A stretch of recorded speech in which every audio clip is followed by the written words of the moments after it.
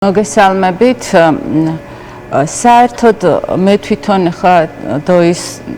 კომენტარი წაიკითხეთ და ცოტა მიყვირს ის გულუბრყვილობაც ერთგვარი, როდესაც თქვა დოის ჯეროდა, რომ თიკა რუხაძე იქნებოდა ის ადამიანი, ვინც ამ სისტემაში რაღაცა შეძლებდა. მე ძალიან კარგად მესმის, რომ თიკა რუხაძე მართლაც მოიყვანეს როგორც ერთგვარი რბილი ძალა, რომელსაც რაღაც გაგებით ალბათ შეეძლო დაელაგებინა, კი ბატონო, ეს არეული მდგომარეობა ხელოვანებსა და თავისუფალ შემოქმედებსა სახელმწიფოს შორის, მაგრამ ჩვენ უნდა გავიხედოთ ცოტა წარსულში.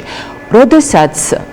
ხელისუფლება საკუთარ მოღვაწეობას და თუნდაც კულტურის სამინისტრო იწყებს საყდრისის აფეთქებით, ეს იყო ყველაზე მთავარი და საგანგაშო სიგნალი ჩემთვის, რომ საყდრისის აფეთქება ნიშნავდა იმას, რომ მათ ააფეთქეს მთავარი ღირებულება, რომ ისინი კულტურას და ტრადიციებს უკვე უარი უთხრეს რა იმას, რომ მომავალში და ამის გამოძახილია, ეს იყო პირველი ყველაზე მძლავრი აფეთქება, ამის გამოძახილია ის, რაც ხდება გელაჩი თუ სხვა ჩვენს კულტურულ ძეგლებზე, ძალიან მნიშვნელოვან ჩვენს, რა ვიცი, მთავარ ესე რომ ვთქვათ, ხატებზე და შემდეგ რომ ეს ხელისუფლება აუცილებლად ააფეთქებდა უკვე თავისუფალ შემოქმედებით ცენტრებს, ლიტერატურას, თეატრს, ცალკეულ შემოქმედებს, ადამიანებს, დოიაშვილი სწორედ ასეთი ერთ-ერთი აფეთქება და მე უბრალოდ 2012-13 წლებში მუშაობდი იმ კულტურის სამინისტროში, სწორედ მანანა ბერიკაშვილთან ერთად და სწორედ ამიტომ წამოვედი, იმიტომ რომ მე სრულიად დამეკარგა იმედი, მე თვითონ ვუყურე, როგორ ხდებოდა, როგორ იყო კულტურის მინისტრი მძევალი, თვითონ კულტურის სამინისტრო იყო უკვე მძევალი და ამიტომ თიკა რუხაძე აუცილებლად იქნება მძევალი და ერთ-ერთი ხელი და ინსტრუმენტი იმისი თუ რა დავალებასაც მისცემს მას პარტია. ამიტომ მე არ ვიცი, ნამდვილად ვერ ვიტყვი, რომ ეს შეიძლება ყოფილიყო რაღაც განსხვავება, ვინმე შეეწინააღმდეგება იმ პოლიტიკას, რაც დაიწყო უკვე 2013 წლიდან. ალბათ 2012-დანაც უბრალოდ ჩვენ რაღაცა ალბათ ბევრი ფაქტი გვინდა წინ რომ დაგვიდონ და სამწუხაროდ კიდევ ეს ფაქტებიც არაფერს ეუბნება ბევრ მათგანს. ახლა ქალბატონმა ირმა მისაუბრა იმ საოცარ აბსურდულობაზე, იმ ამოტრიალებულ ცნებებზე, იმ უცნაურ იდეოლოგიურ პოლიტიკაზე, რასაც ატარებს ხელისუფლება და როგორ ხდება ის, რომ ადამიანები, რომლებიც რა ვიცი, ვიყავით აი ამ პროგრესის ნაწილი, რომლებიც მივდიოდით ევროპისკენ, თავისუფლებისკენ, ძლიერი სახელმწიფოსკენ, აი ახლა რაღაცნაირად ეს დიდი ნაწილი, საკმაოდ დიდი, ვფიქრობ, მაინც ჯერ კიდევ ყლაპავს ამ ტყუილის სიცრუის და პროპაგანდის აბებს და ჯერ კიდევ სჯერა, რომ თურმე, არ ვიცი, მართლაც პატრიოტიზმი და ევროლიბერალიზაცია ყოფილა საპირწონე, მაშინ, როდესაც ჩემთვის და ბევრი ჩვენი მათგანისთვის, ვინც ჯანსაღად აზროვნებს, პატრიოტიზმი სწორედ ამ ევროპულ მომავალზე, ამ თავისუფალ ქვეყანაზე და არა რუსეთზე გადის და არა იმაზე, რომ ჩვენ ჩავიკეტოთ და ხვალდაზედ მომავალი არ გქონდეს, არა იმაზე, რომ დღეს ჩვენი ბიჭები, ადამიანები, რომლებიც ამისთვის იბრძვიან ციხეებში გამოკეტონ, არა იმისთვის, რომ მწერალთა სახლი აღარ გქონდეს, თეატრები აღარ გქონდეს,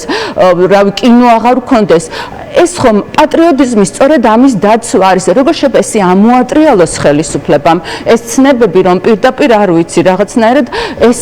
ასეთი უცნაური, მე ვფიქრობ, რომ აი სწორედ აი ამ რიტორიკით ისინი გაამართლებენ შემდგომში ძალიან ბევრ, ძალიან ცუდ ნაბიჯსაც. ისინი გვეტყვიან, მერე მომავალში ჩვენ ამას ახლა ხო, არ ვიცი, ისევ არ გამოვა ხალხი ქუჩაში, ისევ არაფერი არ იქნება, შემდეგ გვეტყვიან რო გამოდის რა არო. ხო, ეგეც რა არა ვის ენაღვლება მართლაც. რა ვიცი, ყოველ შემთხვევისთვის შემდეგ იმას გვეტყვიან, რუსული ბაზების დაკანონება ხო არის საჭირო, იმიტომ რომ რუსეთს თურმე აქვს აგერ მშვენიერი, რა ვიცი, ჩვენ გვექნება ელექტროენერგია, მაგალითად გვეტყვიან, ან აგერ ისეთი მინერალები აქვს, ან ეს არის ჩვენი ნეიტრალიტეტი, ან 3+3 ფორმატის გამართლებაც, ყველაფერს ასე შეფუთავენ და მე მართლა ძალიან მიყვირს იმ ჩვენი მოსახლეობის, რომლებიც არ ვიცი, რაღაცა მე მჯეროდა ამისი, რომ აქამდე უკვე თვითშეგნებით, მართლა ჩვენი პატრიოტიზმით ვიყავით იმ დონემდე მისული, რომ აი ესეთ შიდამტერ სამწუხაროდ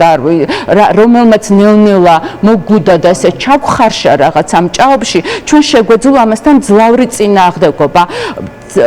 ძალიან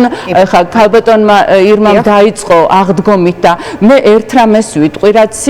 რაც ფიქრობ, რა თუნდაც ოპოზიციამ უნდა გააკეთოს დღეს თუ უნდა რომ ეს რწმენა და ეს ძალა დაიბრუნოს, რომ ჩვენ არ გვჭირდება ისევ ჩვენს მომხრეებთან საუბარი. სწორედ იმ ხალხთან ჩვენ ბრაზი და სიძულვილის ენა, ანუ ეს ამას არაფერი არ მაქვს. იგივე ის მანანა ბერიკაშვილი არავინ არ უნდა აბულინგოს. პირიქით ამას უნდა მივესალმოთ და ტაში დავკრათ, არ უნდა გაუხსენოთ წარსულიც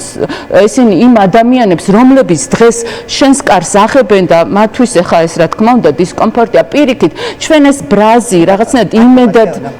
უნდა ვაქციოთ და თუ კი აღდგომა მოდის იქნებ და ეს იყოს განახლების და აი შემოგვიყვანოს